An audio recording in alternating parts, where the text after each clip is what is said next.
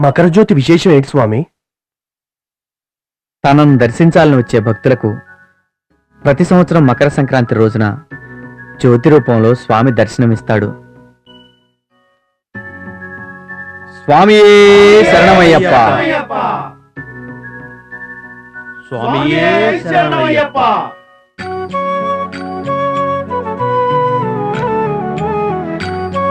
అదిగో మకర జ్యోతి.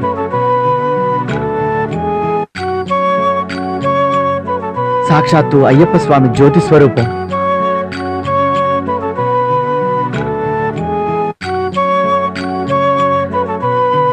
అదిగో మకర జ్యోతి, అయ్యప్ప స్వామి జ్యోతి స్వరూపం. స్వామియే శరణమయ్యప్ప. స్వామియే శరణమయ్యప్ప. స్వామియే శరణమయ్యప్ప.